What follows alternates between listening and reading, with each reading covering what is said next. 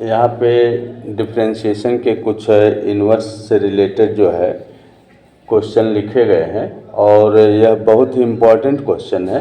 ये मैंने 4 क्वेश्चंस लिखा है। अगर इसको फार्मूले से किया जाए कि tan इनवर्स का फार्मूला होता है, डिफरेंशिएशन होता है 1/1 + x², तो बहुत लेंदी होगा और करते करते वहाँ पे जा कर के एक्चुअली लास्ट में फंस जाएंगे।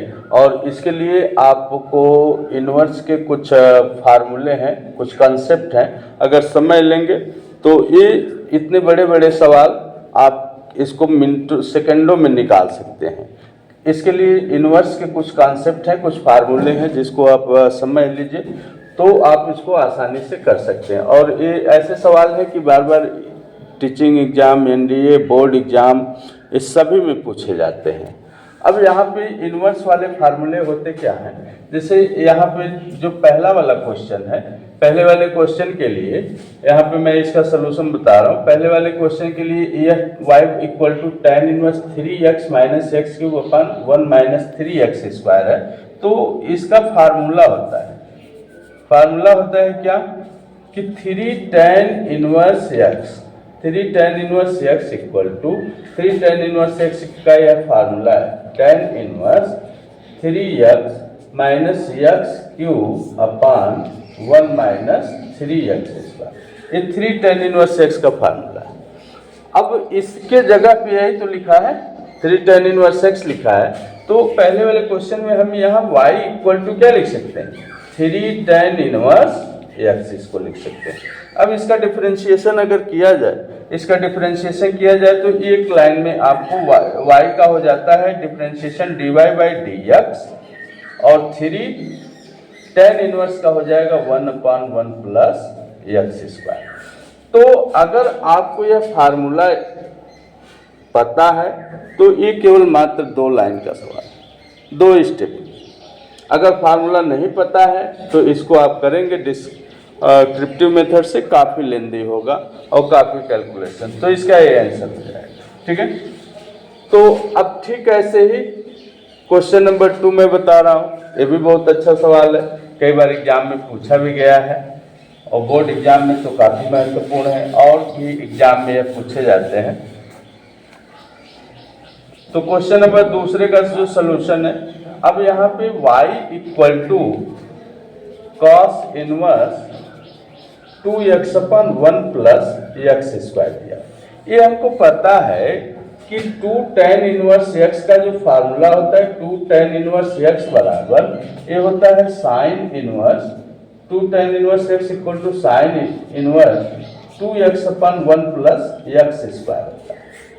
ये 2 tan इनवर्स x का फार्मूला। तो इसके जगह पे हम ये लिख सकते हैं π/2 minus sin inverse 2x/1 + x² लिख सकते हैं। अब इसके जगह पे cos इनवर्स की जगह पे मैं a लिख दिया और ये फार्मूला क्या है किसका? 2 tan इनवर्स x। तो इसके जगह पे हम ये लिख सकते हैं π/2 माइनस 2 tan इनवर्स x लिखा जा सकता है। cos इनवर्स को मैंने π/2 minus sin inverse 2x/1 + x² लिख दिया। अब यहाँ पे इसका अगर डिफरेंशिएशन किया जाए तो आप सीधे y का तो dy/dx हो गया, π/2 कांस्टेंट टर्म है, इसका 0 हो गया, -2 अपान tan इनवर्स x का 1/1 + x²। ये आपका है। तो आपको इनवर्स का ये कॉन्सेप्ट आपको याद होना चाहिए।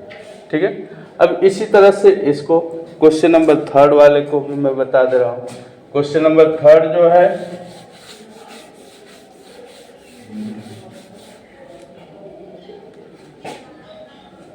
क्वेश्चन नंबर 3 यहीं पे देख लेते हैं। ये भी अगर इनवर्स का फार्मूला आपको पता है तो ये पता होना चाहिए कि ये किसका फार्मूला है, 2 tan इनवर्स x। इसके जगह पे लिखा जा सकता है cos इनवर्स 1 - x² / 1 + x² के जगह पे लिख सकते हैं 2 tan इनवर्स x।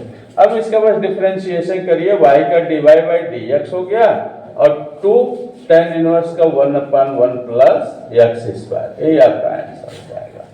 तो देख रहे हैं कि यह कितना आसान हो जा रहा है। इनवर्स वाले फार्मूला अगर आपको पता है तो कितनी आसानी से मात्र एक लाइन में आपका आंसर निकल आ रहा है। ठीक ऐसे ये भी, अब ये हमको पता है क्वेश्चन नंबर तीसरे के कि इसको अगर हम cos इनवर्स में चेंज कर दें तो फिर ऐसे हो जाएगा।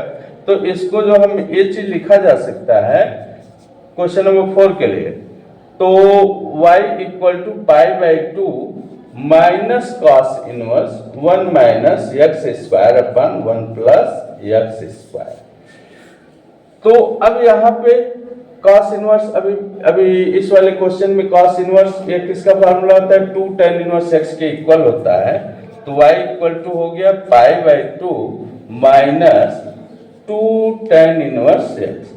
अब यहाँ पे इसका डिफरेंशिएशन अगर निकाला जाए, y का डिफरेंशिएशन हो जाएगा dy/dx, π/2 हो जाएगा 0 माइनस 2/1 प्लस एक्स स्क्वायर।